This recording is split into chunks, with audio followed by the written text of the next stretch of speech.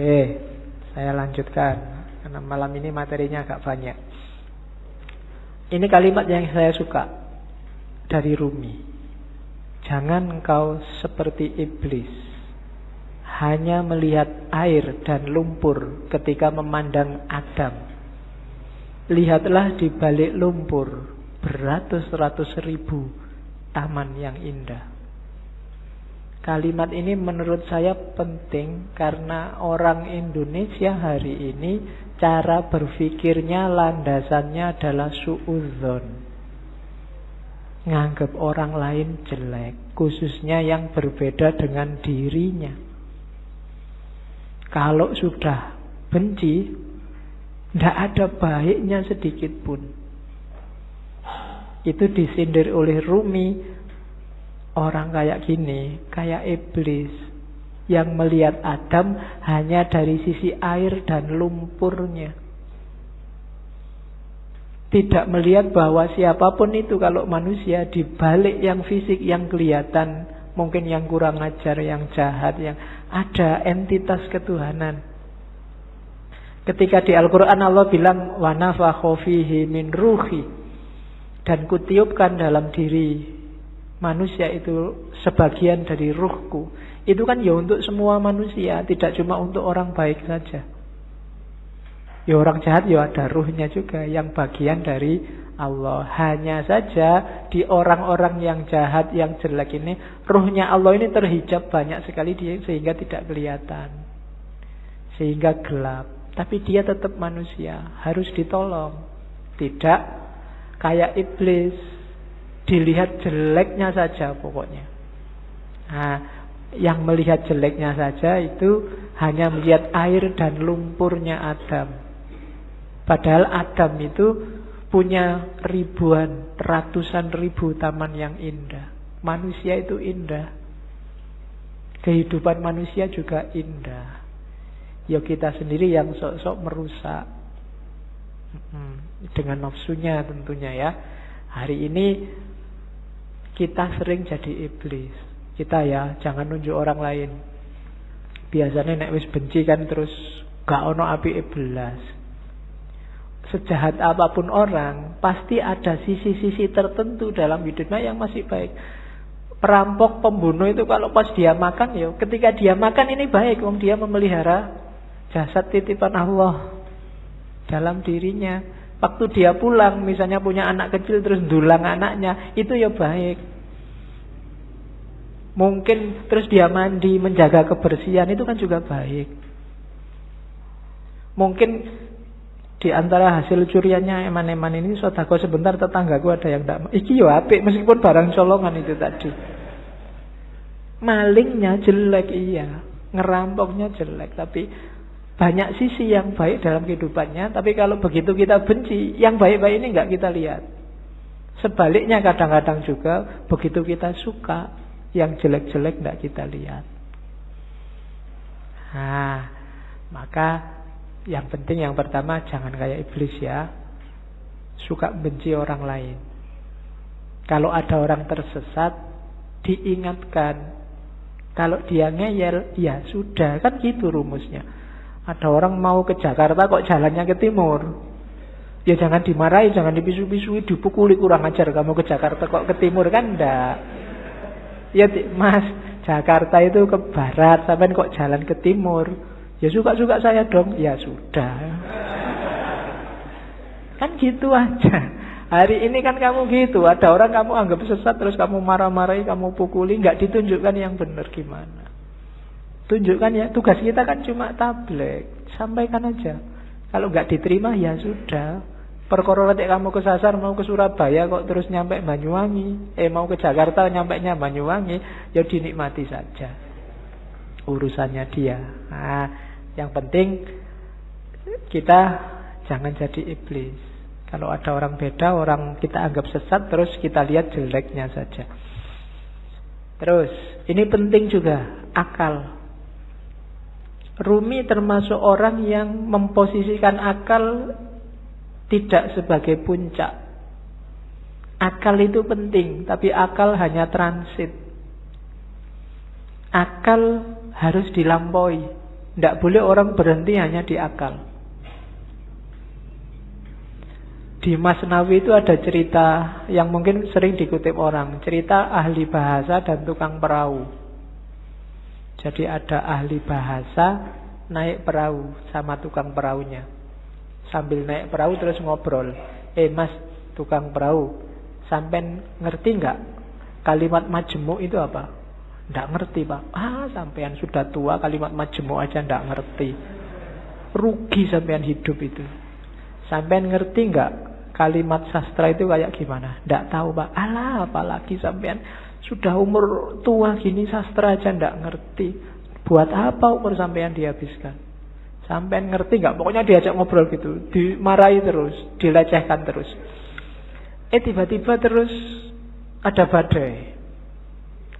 Kapalnya mau tenggelam, katanya yang punya perahu, waduh ini Pak, sampean bisa nggak berenang? Nggak bisa. Sampean sampai tua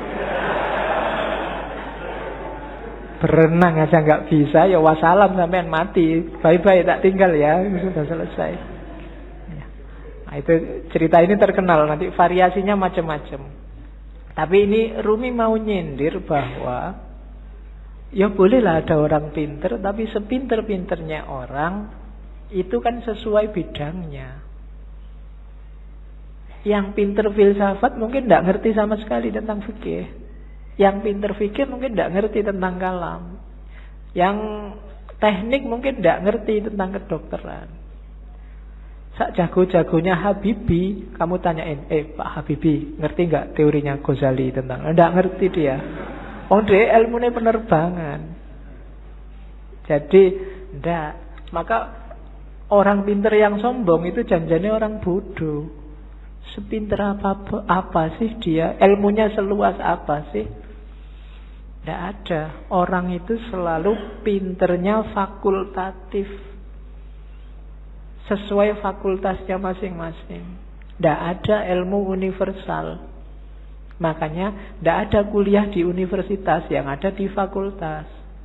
Universitas cuma mengkoordinir.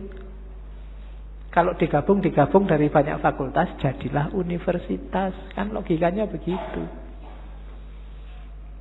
Jadi cerita ini sebenarnya Rumi main nyindir, enggak. Sejago-jagonya akalmu hanya bisa menangkap sesuai pengalamanmu masing-masing. Tidak akan lebih dari itu. Tapi saya ngerti dunia luar angkasa loh Pak. Ya, paling kamu pernah baca buku tentang luar angkasa, kan itu aja. Filsafat saya juga ngerti, matematika juga ngerti. Yang kebetulan kamu ngalami membaca atau ngalami belajar. Yang tidak ya enggak. Sokrates mungkin orang paling pinter, tapi sama istrinya urusan nyambel apa urusan bikin sayur itu tetap menang istrinya. Ya kan? Sepinter apapun Immanuel kan, kalau bannya bocor, kan ada cerita satu ketika Immanuel kan bannya bocor, sadelnya patah.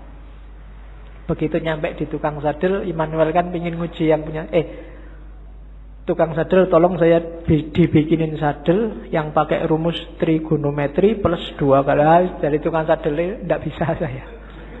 Kalau sadel biasa bisa, kalau pakai rumus macam-macam tidak bisa. Ya memang beda ilmunya. Jadi yang pertama catatannya akal itu tidak segalanya. Kalau kita hanya bersandar pada akal, maka kita bersandar pada batas pengalaman kita sendiri.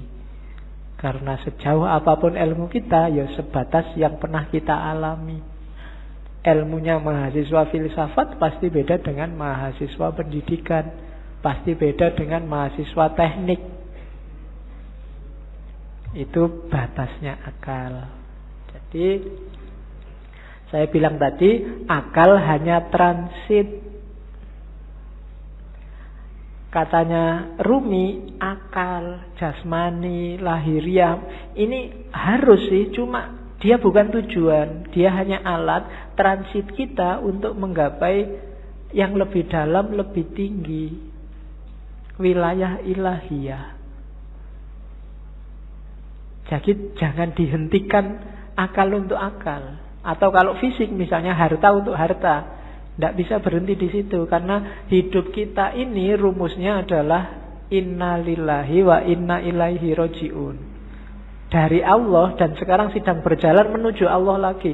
Maka apapun pengalaman, kalian punya apapun, ngerti ilmu apapun, punya harta apapun, punya kebisaan apapun, harus dalam rangka mendukung berjalan semakin dekat pada ilaihi roji'un. Termasuk akal. Kita dikasih Allah akal, panca indera, itu sebagai sangu untuk ilaihi roji'un. Jangan sampai tersesat. Bahkan Allah saking sayangnya sama kita, gak cuma itu, kita dikasih buku pedomannya langsung, namanya kitab suci. Enggak itu juga, karena khawatirnya kita enggak mau baca, kita dikasih nabi juga, dikasih rasul juga. Dalam rangka apa? Biar langkah kita ilaihi roji'un ini pas, enggak keliru. Maka katanya Rumi, akal kita, panca indera kita, apapun yang kita bisa, yang kita miliki, ini harus jadi jalan, harus kita lampaui menuju ilaihi roji'un tadi, dalam rangka bertemu dan berjumpa sama Allah. Kalau enggak, berarti satu di antara dua. Kalau bukan kesia-siaan yang nanti kita sesali, mungkin juga ketersesatan. Sia-sia itu enggak ada gunanya, kita tuas capek. Tersesat itu kita nyeleweng, jalurnya tidak ilaihi roji'un. Kalau Al-Quran bilang yang bisa ilaihi roji'un itu nafs mutmainnah. Ya ayyatuhan nafsul mutmainnah, jiwa yang tenang. Maka tugas kita di dunia ini bikin nafs kita mutmainnah, biar nanti bisa ilaihi roji'un, bisa kembali dengan mulus, dengan lancar pada Allah. Nah itu akal. Jadi termasuk ngaji ini ya. Ngaji ini tidak boleh bikin semakin jauh dari Allah. Harus bikin paling tidak selangkah kecil lebih dekat sama Allah. Kalau enggak, mending kamu tidak usah ngaji. Kalau ada ya Pak, saya itu ngaji filsafat terus jadi enggak yakin Allah itu ada apa enggak. Terus kamu tidak usah ngaji lah kalau gitu. Kok waktu ditanyain Allah besok kamu nunjuk aku. Ah itu yang ngajari Pak, nanti gitu aku susah aku. Enggak, pokoknya apapun harus bikin kamu selangkah lebih dekat. Kuliah juga begitu. Kamu kuliah juga, target sementaranya sih untuk penyemangat itu kan yo IP lah, pekerjaan lah. Tapi harusnya kuliahmu bikin kamu semakin dekat sama Allah. Makan juga begitu, tidur juga begitu, pacaran juga. Ya jadi kalau punya pacar, bilang ke pacarmu, kita komitmen ya, kita pacarannya semakin mendekat ke Allah. Ya diatur sendiri rumusnya, kamu yang ngerti. Ya, kalau mau pegangan tangan, bismillahirrahmanirrahim. Ya, kalau sudah, alhamdulillah. Oke. Itu maunya Rumi. Jadi apapun fasilitas yang diberikan Allah pada kita sekarang, manfaatkan itu untuk ilaihi roji'un. Hakikat kita ada di situ. Dan semua yang bikin kita semakin jauh dari ilaihi roji'un, hindarilah. Termasuk mungkin yang casing itu kan tampakan luarnya, kelihatannya ini sangat agama deh, kelihatannya ini sangat islami deh, tapi kok rasanya bikin kamu semakin gak dekat sama Allah, mending dijauhi. Oke, itu Rumi. Saya ingin ngomong sedikit tentang ini. Tarian berputar Darwis, Whirling Darwis. Di tarian ini ada beberapa kunci ajarannya Rumi. Ya kalian lihat kemarin di masjid juga ada. Itu ada rumusnya. Mungkin kalian lihat ini kan semakin muter semakin cepat, semakin lemah semakin cepat. Ada yang tanya kok enggak pusing ya? Enggak. Ada rumusnya. Kalau pengen enggak pusing, yang pertama waktu muter, kepalanya jangan ikut muter. jangan ikut geleng, jangan ikut ngangguk. Yang kedua, jangan merem. Kalau merem ada kecenderungan lebih pusing. Yang ketiga, jangan lirak-lirik. Pandangan matanya harus lurus. Jadi yang gerak cuma badannya. Posisi tangan itu penting. Tangan kanan menunjuk ke atas, tangan kiri ke bawah.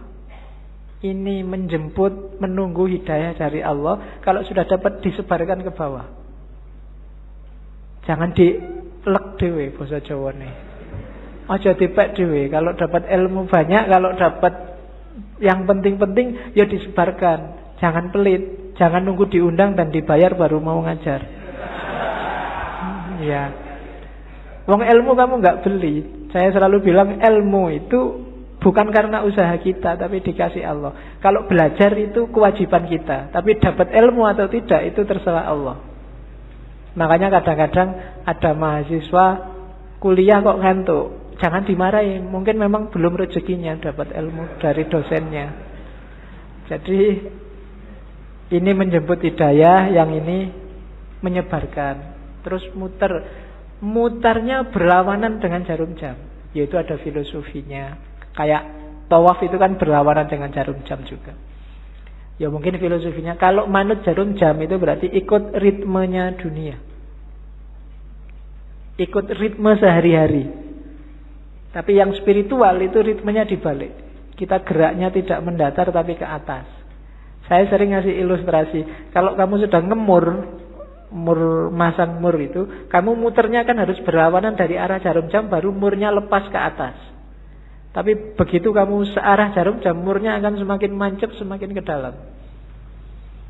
Maka tarian ini juga muternya berlawanan, biar ada energi vertikalnya, energi ke atasnya. Itu diantara rahasianya. Ada topinya. Topi ini kalau di Rumi, topi yang tinggi itu isyarat dari kuburan, makam, nisan. Maksudnya apa? Kuburan dari ego, kuburan dari nafsu, hasrat duniawi. Itu kan topi yang tidak keren sama sekali. Karena memang simbol dari nisan, simbol dari kuburan. Kamu jalan-jalan di mall pakai itu mesti dilihat banyak orang. Tidak keren. Karena memang simbolnya bukan simbol untuk keren-kerenan, dia simbol dari ego. Terus baju putih itu ya ego yang sudah kamu kubur dalam dirimu, sekarang kasihlah yang putih, ditutupi oleh cahaya amal baik, kesucian. Nanti kalau pertunjukan biasanya ada fase ketika yang di tengah pakai jubah hitam, jubah hitamnya dibuang. Nah, itu berarti membuang semua yang hitam-hitam, yang jelek-jelek, untuk lahir sendiri jadi putih. Terus nanti ada gerakan kayak orang kedinginan itu. Nah, ini gerakan menyatu, angka 1, tauhid, dan seterusnya. Itu wawasan kecil aja. Jadi kamu jangan heran kalau ada jenis tari semacam itu. Itu ada makna spiritualnya. Nari saja tanpa makna ya eman-eman. Yang lihat tari juga harusnya bisa ngambil makna. Kalau dalam sufi, jenis semacam ini namanya sama. Sama itu seni mendengarkan. Dengan mendengarkan terus kamu tergerak mengalami kedekatan sama Tuhan.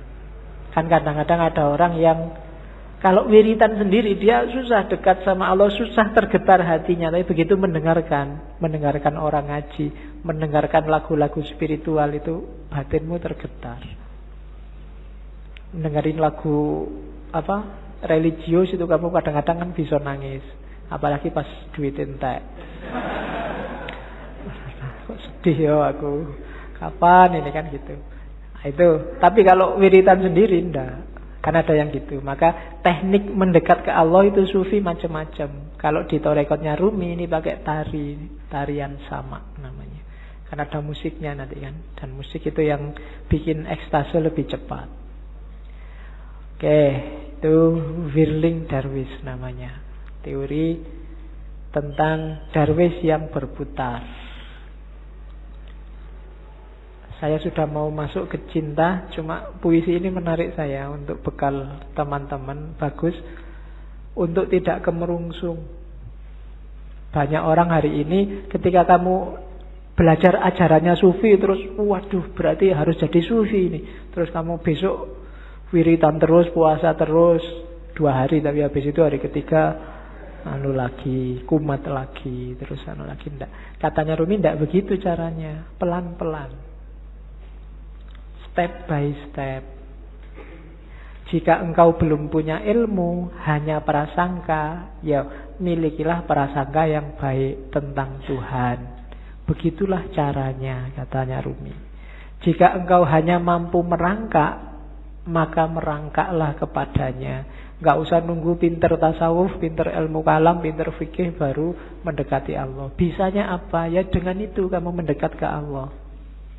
Jika engkau belum mampu berdoa dengan khusyuk, tetaplah persembahkan doamu yang kering, munafik, tanpa keyakinan itu. Karena Tuhan dengan rahmatnya akan tetap menerima mata uang palsumu. Tidak apa-apa. Kan banyak kan sekarang doa itu tidak ada rasanya karena kamu sudah hafal. Saking hafalnya kan doa Bismillahirrahmanirrahim, alhamdulillah. Doa itu kan minta. Minta apa tidak jelas. Itu mungkin malaikat ya bingung, kamu itu minta apa?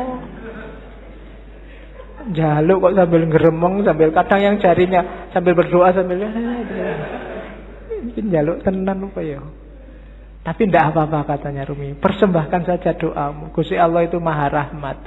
Dengan rahmatnya dia tetap menerima mata uang palsumu. Ya.